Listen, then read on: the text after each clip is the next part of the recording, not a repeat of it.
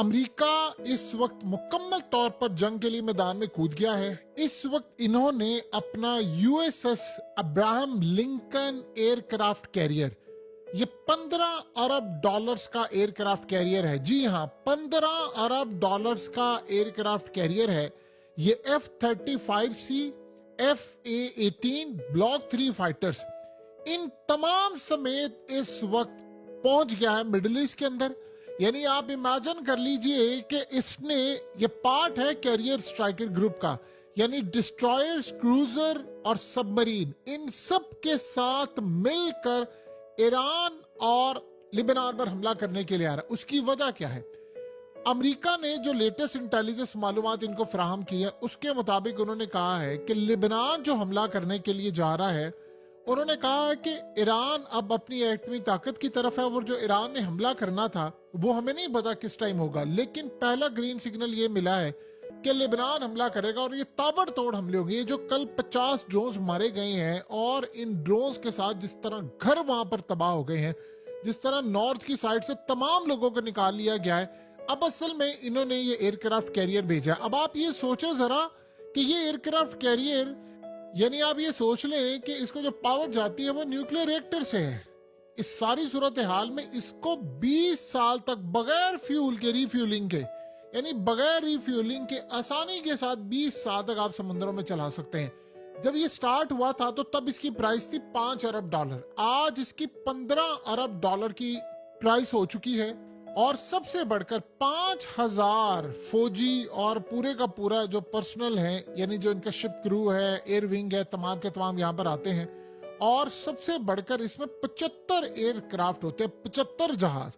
अब आप ये सोचें, 75 जहाज आप लेकर आ रहे हैं, F-35 आप लेकर आ रहे हैं, F-18 आप लेकर आ रहे हैं, आप किस मकसद के लिए आए हैं? यानी आप, सिंपल सी बात है, ये जंग करने के लिए आए। उसकी सबसे बड़ी वजह यह है कि इसने स्ट्राइक करना है। अब ये आसानी के साथ यहाँ पर एयर मिशन काम कर सकता है, यानी एयर स्ट्राइक कर सकता है। इलेक्ट्रॉनिक वॉरफेयर है इसके अंदर, जहाज उड़ेंगे यहाँ से, हर तरह का मिसाइल मार सकता है। इसका डिफेंस सिस्टम बड़ा क्लास का है और कोई भी हमला जब होता है इसको रोकना है। अब यहाँ पर सबसे बड़ी बात यह है, ईरान और हिजबुल्लाह के खिलाफ अमेरिका इसको मैदान में लेकर आया है, क्योंकि इसराइल इस वक्त पूरी तरह स्ट्राइक के लिए, बड़े हमलों के लिए तैयार हो चुका है। कल जो हमला हुआ है उसके बाद उन्होंने कह दिया है कि भाई अब ये जवाब देना है। तो अब ये ज्यादा दूर नहीं है मामला, अब ये बिल्कुल लड़ाई सर पर खड़ी है और अमेरिका बेवकूफ नहीं है। लेकिन एक बड़ी अजीबोगरीब चीज है कि जो टास्क दिया गया है इस वक्त यमन को, ये अगर उन्होंने काम कर लिया तो शायद हो सकता है तारीख का सबसे बड़ा काम हो।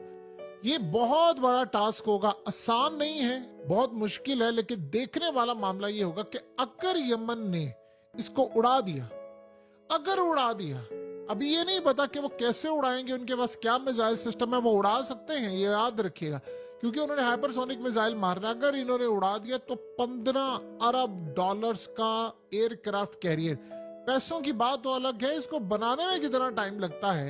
यानी दुनिया में टोटल 47 एयरक्राफ्ट कैरियर्स हैं और जिनमें से अमेरिका के पास 1/3 है। तो सोचे 1/3 में से आपने एक उड़ा दिया, उसके ऊपर 75 के करीब जहाज, F-35 और चीजें हैं।